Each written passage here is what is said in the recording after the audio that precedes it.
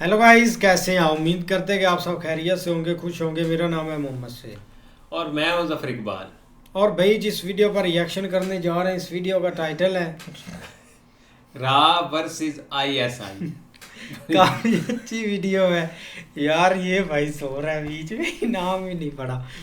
काफी interesting video. अगर आपको वीडियो पसंद आए तो वीडियो को लाइक और चैनल को सब्सक्राइब जरूर कीजिए।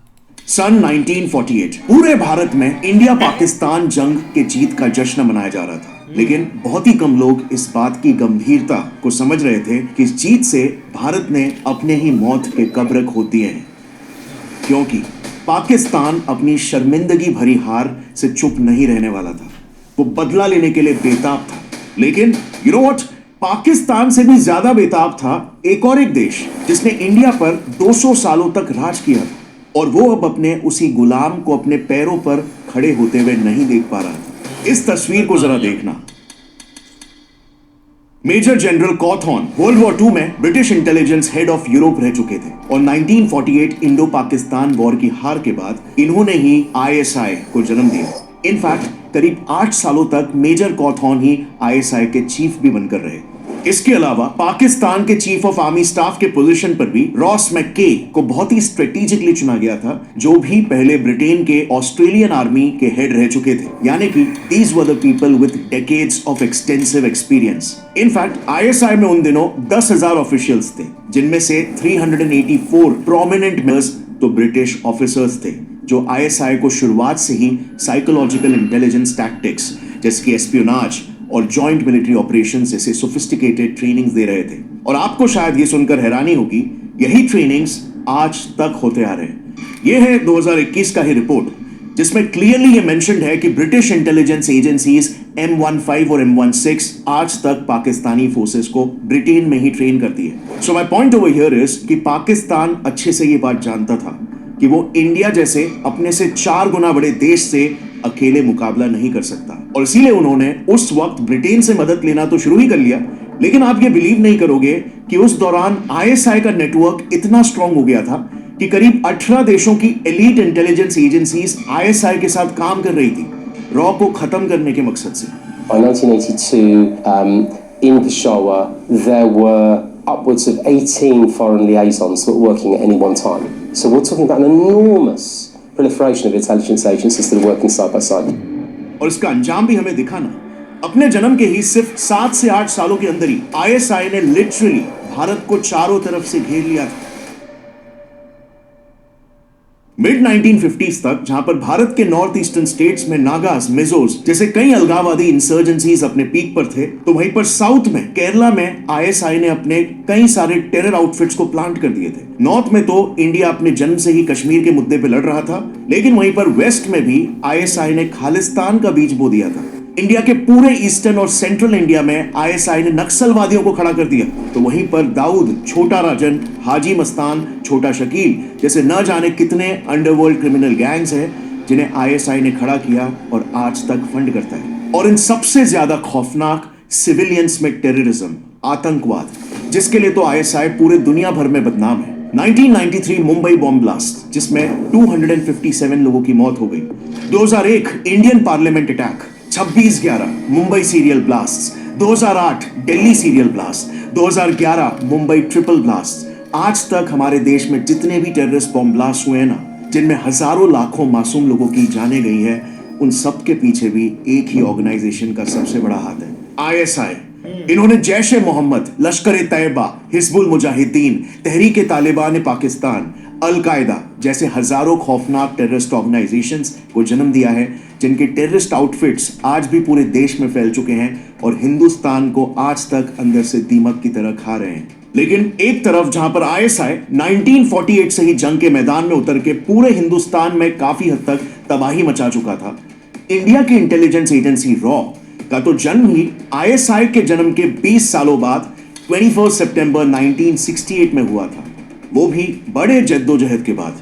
आईएसआई, सीआईए और केजीबी जैसे इंटेलिजेंस एजेंसीज तो रॉ से नफरत करती ही थी, लेकिन हमारे खुद के देश में ही ऑपोजिशन पार्टीज तक रॉ को खत्म करना चाहते थे। इसे इंदिरा गांधी का एक पालतू ऑर्गेनाइजेशन माना जाता था, जो ऑपोजिशन पार्टीज पर एस्पियोनाज यानी कि जासूसी करने के लिए बनाई गई थी। इंदिरा गांधी के बाद पावर में आए मोरारजी देसाई के बारे में तो एक कहावत भी कही जाती थी, his hate for raw was more than his love for India. Morarji तो इस ऑर्गेनाइजेशन को ऑलमोस्ट बंद ही कर चुके थे, लेकिन इतने सारे प्रॉब्लम्स के बावजूद रॉ के कॉन्सेप्चुअलाइजेशन और प्लानिंग से लेकर रॉ के फॉर्मेशन का पूरा क्रेडिट जाता है सिर्फ एक शख्स को, आर.एन. काओ। जहां पर आईएसआई में 10,000 ब्रिटेन ट्रेन्ड ऑफिशियल्स थे, काओ ने इससे 40 गुना कम, सिर्फ 250 नौसीखी ऑफिसर्स, सिर्फ 5 लाख के मामूली से बजट और एक खंडर पड़े थिएटर को अपना ऑफिस बना के रॉ की शुरुआत की थी।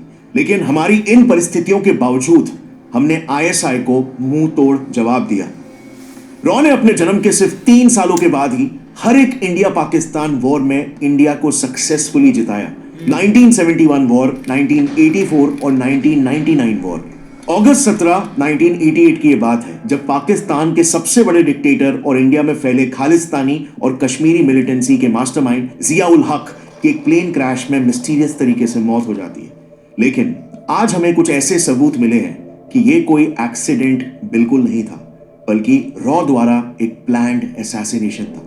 जस्ट इमेजिन, हमने पाकिस्तान को 2 टुकड़ों में बांटकर बांग्लादेश को आजाद किया, पाकिस्तान के दोस्त अफगानिस्तान को पाकिस्तान का जानी दुश्मन बनाया। ये कोई कोइंसिडेंट नहीं था। आज तक अफगानिस्तान कंप्लीटली एंटी पाकिस्तान है। तालिबानी गवर्नमेंट तो पाकिस्तान पर डायरेक्ट अटैक्स लॉन्च करते हैं। The Taliban launched unprovoked heavy weapon fire on its outpost near the border.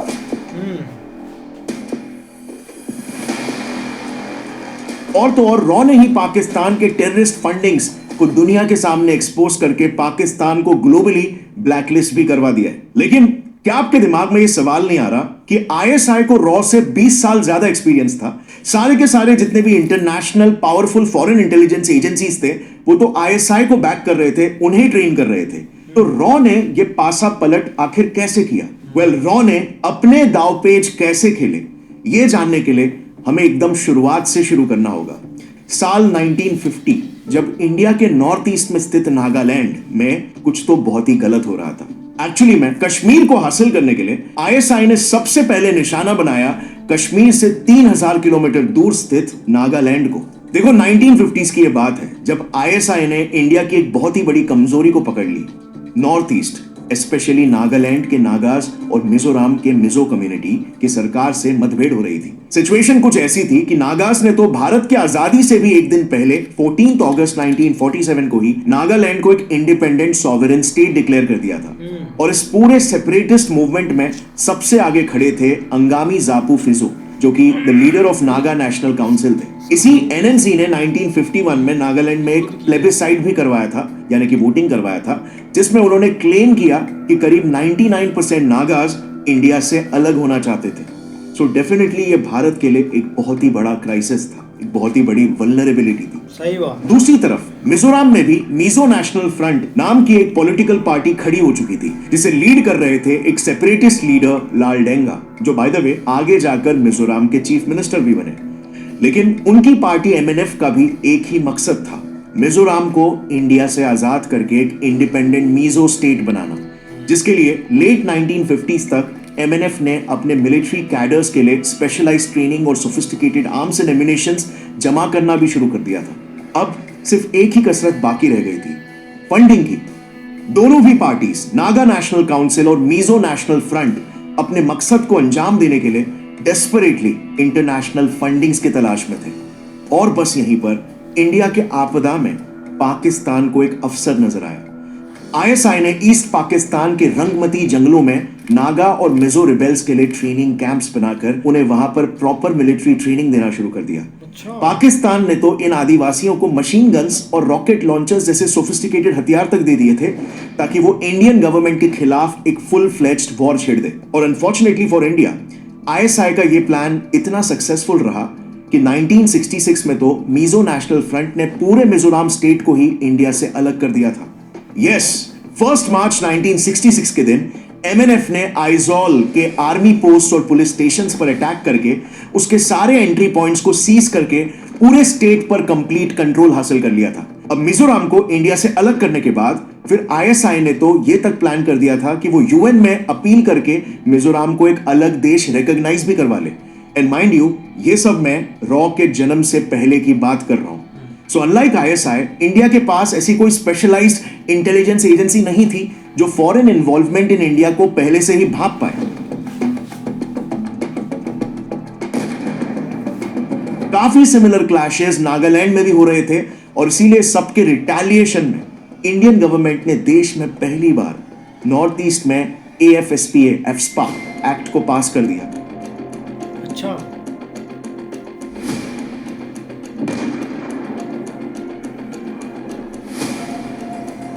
जिससे इस रीजन में स्टेबिलिटी तो आ गई, लेकिन at what cost. In insurgencies की वजह से वहां पर हमारी इतनी फोर्सेस डिप्लॉय हो गई कि 1950s में नॉर्थ ईस्ट साउथ एशिया का हाईएस्ट मिलिटराइज्ड जोन बन चुका था और आईएसआई एग्जैक्टली यही तो चाहता था. जैसे मैंने आपको शुरुआत में ही बताया था, पाकिस्तान के लिए ये नागाज और मीजोस तो सिर्फ इस बड़ी सी जंग में मामूली से प्यादे थे जिन्हें वो पाल ही रहे थे कुर्बान होने के लिए, हिंदुस्तान को भटकाने के लिए. उनका असली निशाना तो हमेशा से ही कश्मीर था और इसीलिए नॉर्थ ईस्ट में तबाही मचा के पाकिस्तान ने 1965 में कश्मीर में जंग छेड़ दी. Operation Gibraltar. The ISI of Pakistan book और the institute for defence studies and analysis के रिसर्च पेपर्स में ऑपरेशन गिब्राल्टार का ब्लूप्रिंट काफी डिटेल में बताया गया. इन पेपर्स के मुताबिक पाकिस्तान का प्लान सिंपल था.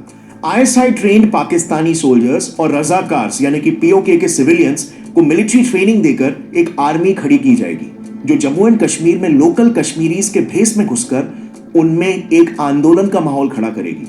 इससे दो चीजें होंगी.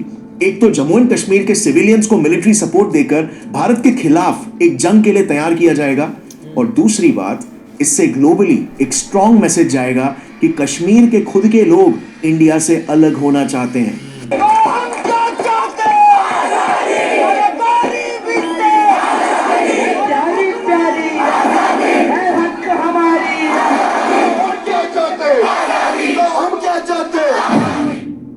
लेकिन पाकिस्तान का यह प्लान बिल्कुल भी सक्सेसफुल नहीं हो पाया. कश्मीरी लोकल्स ने आईएसआई का साथ तो दिया ही नहीं, उल्टा इस इन्फिल्ट्रेशन की जानकारी उन्होंने इंडियन फोर्सेस को दे दिया. अब ऑपरेशन गिब्राल्टार को फेल होते हुए देख 1 सितंबर 1965 को पाकिस्तान ने ऑपरेशन ग्रैंड स्लैम शुरू करके ऑफिशियली इंडिया से वॉर डिक्लेयर कर दिया. उन्होंने जम्मू के अखनूर सेक्टर में हमला कर दिया. इसके रिटेलिएशन में इंडियन आर्मी ने तो लाहौर को ही अपने कब्जे में ले लिया था. अब अपने एक बड़े शहर को खोते हुए देख ऑफ कोर्स पाकिस्तान ने ऑफिशियली हार मान लिया और इंडिया ये जंग जीत गया. लेकिन इसके बावजूद पाकिस्तान की एक बात तो माननी पड़ेगी. 1965 तक आईएसआई को फॉर्म होकर 20 साल भी नहीं हुए थे कि आईएसआई ने इंडियन फोर्सेस को 2 वॉर फ्रंट्स में सक्सेसफुली ऑक्यूपाई कर लिया था. नॉर्थ ईस्ट में नागा और मीजो इंसर्जेंसी और जम्मू एंड कश्मीर में इंडो पाकिस्तान वॉर. भले इन दोनों भी फ्रंट्स में इंडिया ने ईंट का जवाब पत्थर से जरूर दिया, लेकिन माय पॉइंट इज इंडिया हर बार पाकिस्तान को सिर्फ जवाब दे रहा था, पाकिस्तान से एक कदम आगे नहीं चल रहा था. आइडियली तो हमें पाकिस्तान की हर एक चाल की खबर ये सारा कांड होने से पहले ही होनी चाहिए थी, राइट? लेकिन हमारी सेंट्रल गवर्नमेंट और हमारे तब के इंटेलिजेंस एजेंसी आईबी काफी बार कंप्लीटली क्लूलेस हुआ करती थी और इसके पीछे का मेन रीजन ये था कि आईबी को तो ब्रिटिशर्स ने हमेशा से ही सिर्फ इंटरनल सिक्योरिटी के लिए ही ट्रेन किया था. इंडिया में ब्रिटिश सरकार के खिलाफ प्रोटेस्ट को कर्ब करने के लिए, रोकने के लिए. इंडिया को बाहरी एक्सटर्नल थ्रेट से प्रोटेक्ट करने के लिए बिल्कुल भी नहीं ट्रेन किया गया था. और भूलो मत, इस वीडियो में तो मैं सिर्फ आईएसआई वर्सेस रॉ की बात कर रहा हूं. इसी टाइम फ्रेम में सीआईए और केजीबी भी इंडिया में काफी सारे कोवर्ट ऑपरेशंस कंडक्ट कर रहे थे. 1962 में तो इंडो चाइना वॉर भी हुआ था और फिर 1966 में यानी कि इंडो पाकिस्तान वॉर के बस एक ही साल बाद हमारे देश के 2 सबसे वीर और नेशनलिस्ट लीडर्स का कोल्ड ब्लडेड मर्डर कर दिया गया था, लाल बहादुर शास्त्री जी और होमी जहांगीर बाबा जी. लेकिन हमारी आईबी को अगेन इस बात की भनक तक भी नहीं थी. अब raw versus CIA the most brutal cold war in Indian history के बारे में मैंने ऑलरेडी एक काफी डिटेल वीडियो बना रखा है जो बहुत ही इंटरेस्टिंग है और बहुत ही कम लोगों को ये बातें पता है क्योंकि इसमें इतनी सारी पहेलियां हैं जो आज तक पब्लिकली कभी सामने आने ही नहीं दी. हमें खुद सीआईए के काफी सारे डीक्लासिफाइड डॉक्यूमेंट्स और बुक्स पढ़ के इनके बारे में मालूम पड़ा और इस पर एक्चुअली मैंने एक पूरा डिटेल वीडियो ऑलरेडी बना रखा है जिसे आप इस वीडियो के बाद ऊपर आई बटन पर क्लिक करके देख सकते हो. उससे आपको एक साइलेंट वॉर के बारे में पता चलेगा जो आपको पता भी नहीं होगा कि एग्जिस्ट करता है इंडिया और अमेरिका के बीच में. सही बात। मेरे कहने का मतलब यह है कि नॉर्थ ईस्ट इंसर्जेंसी और 1965 इंडो पाकिस्तान वॉर में ऑन पेपर आईएसआई को सक्सेसफुली हराने के बावजूद ये इंडिया के लिए एक बड़ा इंटेल फेलियर था, जिसे दोबारा होने से हमें हर हाल में रोकने के लिए हमें जरूरत थी आईबी के अलावा एक स्पेशलाइज्ड इंटेलिजेंस यूनिट के होने की, जो मेजरली इंटरनेशनल थ्रेट्स पर नजर रखे और इंडिया को पहले से ही चेतावनी दे दे। और इसीलिए शास्त्री जी के डेथ के बाद इंदिरा गांधी देश की प्रधानमंत्री बनी थी और तब उन्होंने आईबी के एक टॉप ऑफिसर, जो पीएम नेहरू के सिक्योरिटी एडवाइजर भी रह चुके थे, आरएन काओ से इस पर एक सोल्यूशन मांगा। इस पर तुरंत काम करते हुए काओ ने सिर्फ 60 दिनों के अंदर 21 सितंबर 1968 को पीएम इंदिरा गांधी के सामने एक डिटेल्ड ब्लूप्रिंट पेश कर दिया, the blueprint of India's most elite external intelligence agency, research and analysis wing raw, जिसका सिर्फ एक ही मकसद था, धर्मो रक्षति रक्षतः, यानी कि धर्म की रक्षा हर हाल में करना है। और बस इसी मोटो के साथ रॉ आईएसआई के सामने मैदान में उतर गया। अब जैसे आईएसआई ने इंडिया की सबसे बड़ी कमजोरी नॉर्थ ईस्ट को पकड़कर उसे हमारे ही खिलाफ एक्सप्लॉइट किया था, ठीक वैसे ही रॉ ने भी आईएसआई के साथ किया। और पाकिस्तान की सबसे बड़ी दुखती नब्ज क्या थी आपको पता है? ईस्ट पाकिस्तान। और इसीलिए रॉ ईस्ट पाकिस्तान पर काफी समय तक घात लगाकर बैठ गया, एक परफेक्ट अपॉर्चुनिटी के लिए, जो परफेक्ट अपॉर्चुनिटी 1971 में उन्हें मिल भी गई। साल 1970 पाकिस्तान जनरल इलेक्शंस में ईस्ट पाकिस्तान के शेख मुजीबुर रहमान की पार्टी अवामी लीग 169 में से 167 सीट से जीत गई। लेकिन प्रेसिडेंट जुल्फिकार अली भुट्टो इससे बिल्कुल भी खुश नहीं थे, क्योंकि वो दूसरे पार्टी पीपीपी से थे। और इसीलिए इतने बड़े स्वीपिंग विक्ट्री के बाद भी उनके आर्मी चीफ जनरल यहाया खान और प्रेसिडेंट भुट्टो ने पावर ट्रांसफर करने से मना कर दिया। जाहिर है वेस्ट पाकिस्तान की इस हरकत से ईस्ट पाकिस्तान की जनता बिल्कुल भी खुश नहीं थी। पूरे देश में इतने दंगे फसाद होने लगे, सिचुएशन ऑलमोस्ट सिविल वॉर जैसा ही हो चुका था। और आखिर में ईस्ट पाकिस्तान ने मार्च 1971 में खुद को पाकिस्तान से आजाद डिक्लेयर कर दिया। इसके बाद तो पाकिस्तान की सरकार तिलमिला सी गई। उन्होंने शेख मुजीबुर रहमान को देशद्रोही बता के अरेस्ट करवा लिया और प्रोटेस्ट दबाने के लिए पाकिस्तानी आर्मी ने घरों में घुसकर बंगाली स्पीकिंग पॉपुलेशन का मास मर्डर और रेप्स कमिट करना शुरू कर दिया। उनकी हालत बद से बदतर होती जा रही थी। लेकिन इंटरेस्टिंग बात यह थी कि यह सब जितना बड़ा सरप्राइज पाकिस्तान के लिए था, उतना ये इंडिया के लिए बिल्कुल नहीं था। इनफैक्ट एक्स रॉ ऑफिसर आर.के. यादव ने उनके बुक मिशन रॉ में बताया है कि पाकिस्तान में ये सब कुछ होने वाला है, ये बात तो रॉ को 2 साल पहले से ही पता था। यस, मिड 1970s में लंदन के एक रॉ एसेट ने हमें एक टिप दी थी कि उसे खुद एक पाकिस्तानी डिप्लोमैट ने ही बताया कि जल्द ही ईस्ट बंगाल में मिलिट्री एक्शन होने वाला है। यह रिपोर्ट मिलते ही आरएन काओ ने तुरंत पीएम इंदिरा गांधी के साथ एक मीटिंग बिठाई और उन्हें पाकिस्तान के ओवरऑल पॉलिटिकल सिचुएशन पर ब्रीफ किया। और इसी मीटिंग में फिर तय हुआ कि पाकिस्तान को 2 टुकड़ों में तोड़ा जाएगा, क्योंकि इससे अच्छा मौका उन्हें मिल ही नहीं सकता।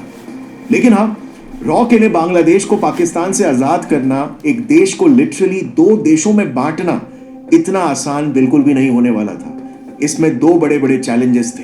पहला challenge, west Pakistan Indian forces पर एयर स्ट्राइक कर सकता था।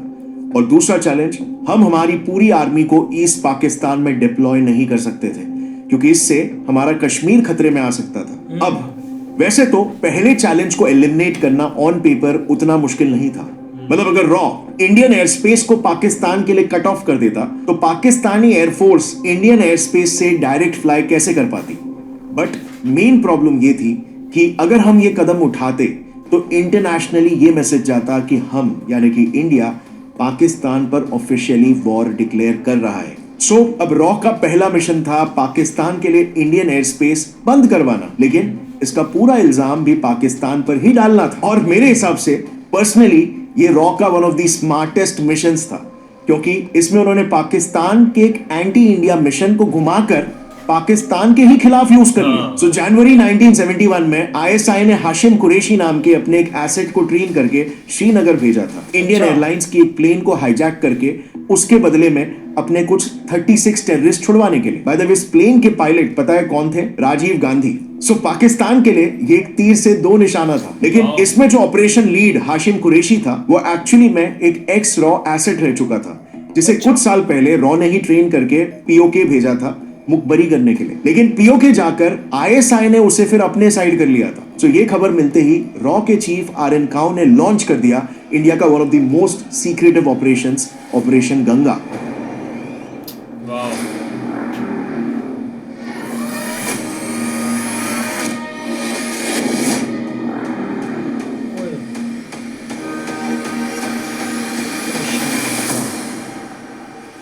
बड़ा खतरनाक। काओ ने हाशिम कुरैशी को समझाया कि अगर वो इंडियन अथॉरिटीज के साथ दोबारा से काम करने लग जाएगा तो रॉ उसकी सजा को कम करवा सकती है।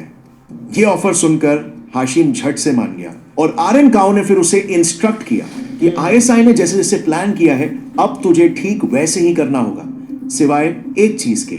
सो 30 जनवरी 1971 को हाशिम ने श्रीनगर से एक इंडियन एयरलाइंस की फ्लाइट गंगा को हाईजैक किया, जिसमें 26 पैसेंजर्स ऑन बोर्डेड थे और उसके बाद उसने as per the plan flight को जबरदस्ती लाहौर एयरपोर्ट पर लैंड करवाया। लेकिन उस मूव के बाद चीजें बदलना शुरू हो गई। लाहौर में हाशिम ने डिमांड रखी कि वो पाकिस्तानी पीएम भुट्टो से बात करना चाहता था। इस डिमांड को पाकिस्तान ने तुरंत पूरा किया। भुट्टो उससे मिलने आए और फिर ये पीएम और टेररिस्ट की मीटिंग दुनिया भर में ब्रेकिंग न्यूज बन गई। अब इस मीटिंग में एग्जैक्टली क्या हुआ उसके डिटेल्स रॉ ने अपने किसी भी डॉक्यूमेंट में डिक्लासिफाई नहीं किया, लेकिन बेसिकली हाशिम ने फ्लाइट के 26 पैसेंजर्स को छुड़वा दिया। इंडिया को पाकिस्तान के 36 टेररिस्ट को रिलीज भी नहीं करना पड़ा और पीएम भुट्टो से मीटिंग के बाद हाशिम ने उस प्लेन को लाहौर में जला भी दिया। सो operation Ganga was extremely successful, क्योंकि इस पूरे इंसिडेंट से ग्लोबली ये बात क्लियर हो गई कि पाकिस्तान ने सबसे पहले एक्ट ऑफ वॉर कंडक्ट किया है, Indian airplane फोकर F-27 AKA Ganga को हाईजैक करके। सो इस पर अब इंडिया रिस्पॉन्ड तो कर ही सकता था by cutting it's air space for Pakistan, जिससे मिशन का पहला स्टेज कंप्लीट हो गया और हम निश्चिंत हो गए कि बांग्लादेश को लिबरेट करते वक्त पाकिस्तान इंडिया पर एयर स्ट्राइक नहीं कर पाएगा। सो फर्स्ट चैलेंज हो गया कंप्लीट। अब बारी थी मिशन के अगले और फाइनल पड़ाव की, ईस्ट पाकिस्तान में जाकर पाकिस्तानी आर्मी को उनके ही जमीन पर हरा के बांग्लादेश को आजाद करवाना। अब इस पर्टिकुलर मिशन के बारे में हम आज तक बस यही जानते थे कि सिर्फ मुक्ति बहिनी की मदद से ही इंडिया ने बांग्लादेश को लिबरेट करवाया, पर यह तो आधी सच्चाई है। इन टोटल 3 फोर्सेस, 3 बहिनीज इस मिशन में इन्वॉल्व थी। एक मुक्ति बहिनी, दूसरी मुजीब बहिनी और तीसरी कादिर बहिनी। और मजे की बात बताऊं, इनमें से एक बहिनी तो बांग्लादेशी फोर्सेस से ही बनी थी, जो बांग्लादेश को आजाद करवाने के लिए इंडिया ने बनवाई थी। लेकिन आप बिलीव नहीं करोगे, उसके इस्तेमाल से इंडिया ने अपने नॉर्थ ईस्ट इंसर्जेंसी को भी कर्ब करवा लिया था।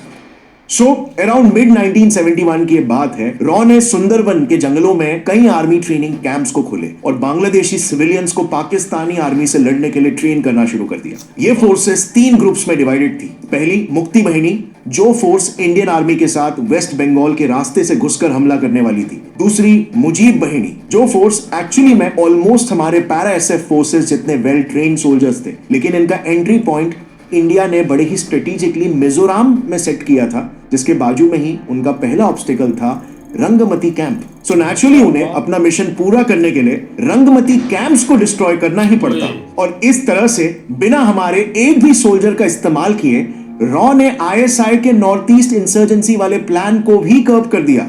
एक तीर से 2 शिकार। और फाइनली तीसरी फोर्स थी कादिर बहिनी, जिसमें 16,000 बंगाली पाकिस्तानी सोल्जर्स थे, जिन्हें पाकिस्तानी फौज ने अपने आर्मी से निकाल दिया था। इस आर्मी ने ढाका यानी कि देश के कैपिटल को ही अपने कब्जे में ले लिया और पाकिस्तानी नेवी को भी तबाह कर दिया था। इनफैक्ट अपने इस 3 फ्रंट अटैक से सिर्फ 14 दिनों के अंदर ही रॉ ने पाकिस्तान को 2 टुकड़ों में बांटकर बांग्लादेश को आजाद कर दिया। हमारी स्ट्रैटेजी इतनी वेल प्लान्ड थी कि करीब 1 लाख पाकिस्तानी सोल्जर्स को भारत के आगे सरेंडर करना पड़ा। 1 लाख। वर्ल्ड वॉर के बाद ये दुनिया का लार्जेस्ट सरेंडर माना जाता है, जिससे पाकिस्तान पूरी दुनिया के सामने एक्सपोज हो चुका था। मतलब सिर्फ आईएसआई के लिए ही नहीं, बल्कि पूरे पाकिस्तान के लिए ही ये एक बड़ी शर्मिंदगी की बात थी कि एक नई आई एजेंसी जो उनसे 20 साल बाद बनी थी, वो उनके नाक के नीचे से उनके देश को 2 टुकड़ों में बांट चुकी थी और इस बात की आईएसआई को भनक तक नहीं पड़ी।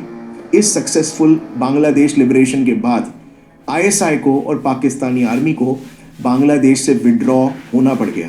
उन्हें बांग्लादेश में मौजूद सारे ऑफिसेस को छोड़ के जाना पड़ा और अब पाकिस्तान का इंडिया के ईस्ट साइड में कोई खास वजूद नहीं बचा। पर शायद रॉ का आईएसआई को छेड़ना एक डेयरिंग मूव नहीं बल्कि एक गलती भी साबित हो सकती थी। अब 1971 के सक्सेसफुल मिशन के बाद सभी को लगा कि रॉ ने आईएसआई पर ऐसा घाव कर दिया है कि अभी आईएसआई वापस से इंडिया के खिलाफ आंखें उठा के नहीं देखने वाला है। बट इंटेलिजेंस एजेंसीज का गेम तो आपको पता ही है, कभी रुकता नहीं है। 24 घंटे 24/7 365 आपको सतर्क रहना पड़ता है। रॉ का आईएसआई को इस कदर छेड़ना एक बहुत ही डेयरिंग मूव साबित होने वाला था, क्योंकि अपने ऊपर लगे इस दाग को आईएसआई किसी भी हाल में मिटाना चाहती थी। और इसीलिए इसके बाद सिर्फ 8 सालों के अंदर ही आईएसआई जंग के मैदान में दोबारा से उतरी। लेकिन इस बार अकेले नहीं, बल्कि दुनिया के सबसे ताकतवर देश यूएसए के साथ, क्योंकि इस दौर में सीआईए और आईएसआई दोनों का भी दुश्मन सिर्फ एक ही था, रॉ। और इसके बाद तो सिर्फ 8 सालों में ही इन्होंने मिलकर हिंदुस्तान को चारों तरफ से एक रिंग ऑफ फायर से घेर लिया। हमारे आसपास के सारे ही पड़ोसी देश को कंप्लीटली एंटी इंडिया बनाकर उन्होंने अफगानिस्तान में तालिबान की सरकार बिठा दी। श्रीलंका में एलटीटीई को खूब सपोर्ट किया, जिन्होंने ही फिर आगे जाकर हमारे प्रधानमंत्री तक को मार डाला था।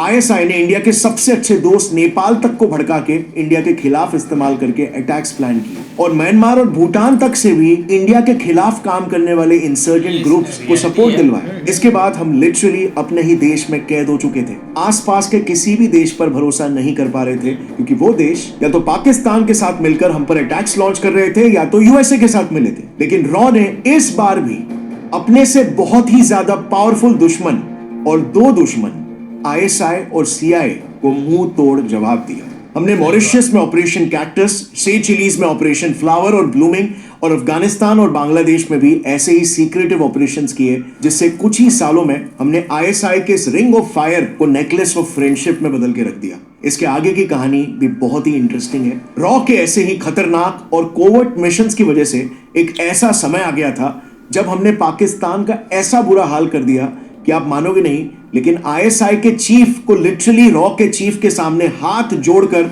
माफी मांगनी पड़ी और कहना पड़ा कि प्लीज हम पर मेहरबानी करके हमला करना बंद कर दो। सो आखिर रॉ ने ऐसी कौन सी ही चालें चली जिसकी वजह से पाकिस्तान का यह आश्रय हो गया, और क्या फाइनली इसके बाद पाकिस्तानी आईएसआई ने रॉ से हार मान लिया?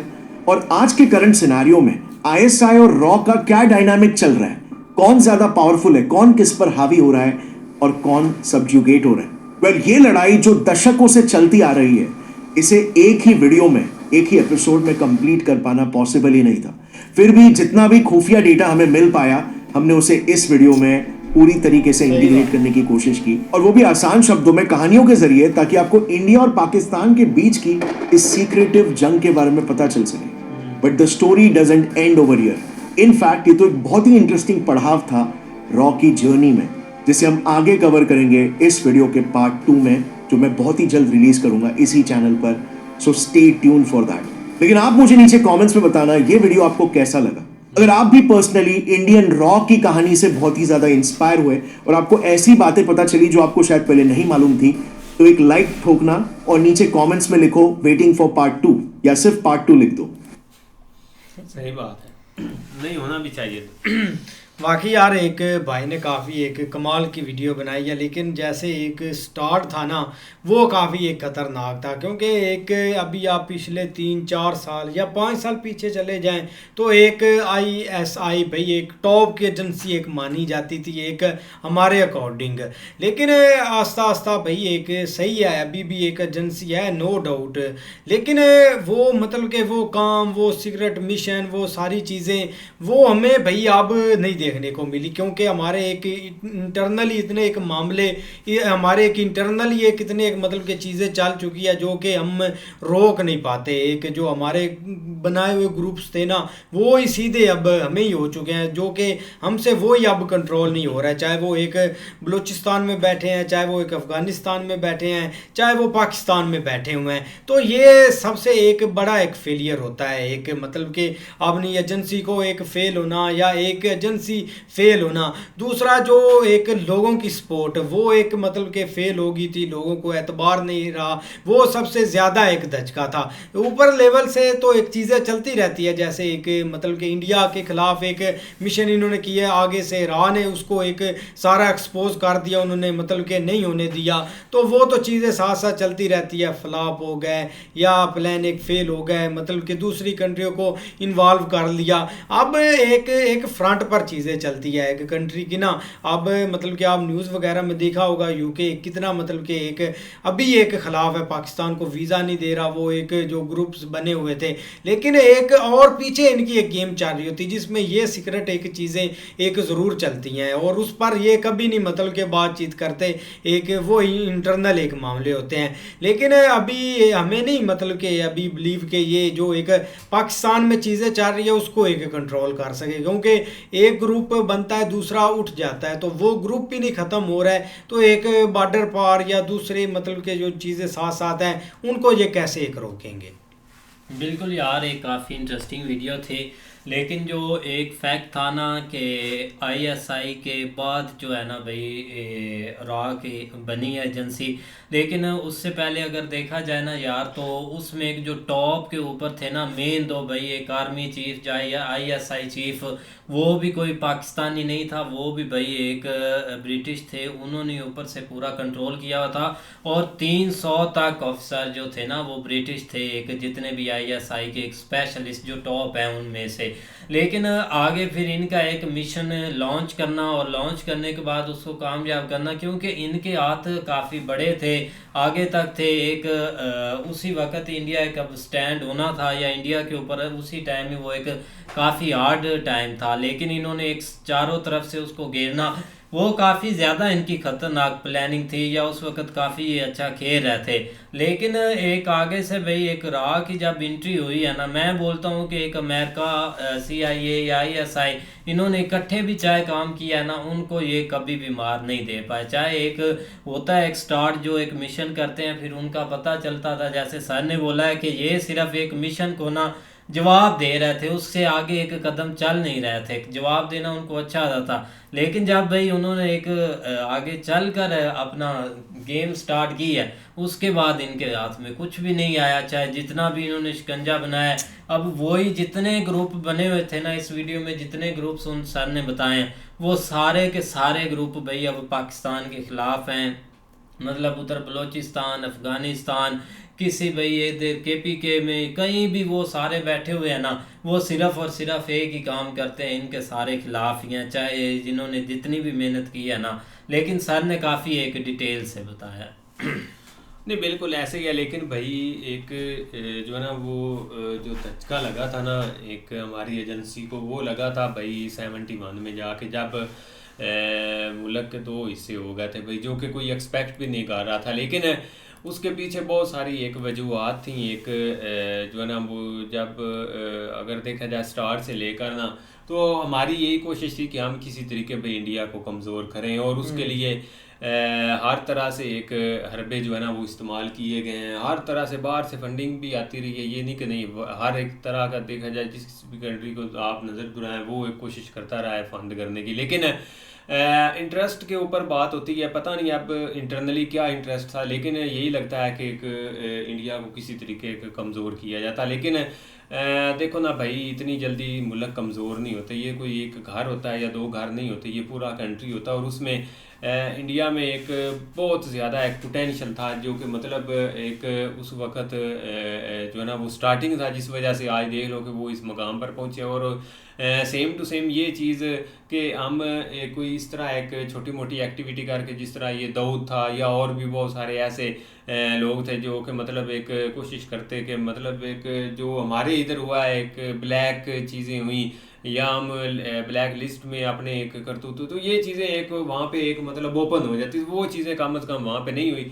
तो भाई एक क्रेडिट जाता है राह को इस चीज़ का कि उन्होंने भाई एक थोड़े टाइम में एक अपने ऊपर एक अपनी साइड के ऊपर आता हुआ एक जो पहाड़ है उसको ना सिर्फ तोड़ा है, बल्कि एक उसको रेजा करके उसके जो एक वजूद है ना उसको भी एक टाइमली उन्होंने ख़त्म किया। अभी देख लो कि वो सारे एक ग्रुप जो है ना वो एक हमारे लिए एक सर दर्द बने हुए हैं, जिनको हम इसलिए हमने बनाया था कि शायद आगे जाके ये हमारे लिए बेहतर करें, लेकिन वो भाई एक काम उल्टा हो गया। बाकी बहुत अच्छी वीडियो, बहुत अच्छी इन्फॉर्मेशन दी उन्होंने भाई। बाकी यार काफ़ी एक अच्छी वीडियो थी, उम्मीद करते हैं कि आपको पसंद आएगी। अगर पसंद आए तो चैनल को भाई लाइक और वीडियो को लाइक सब्सक्राइब ज़रूर कीजिएगा।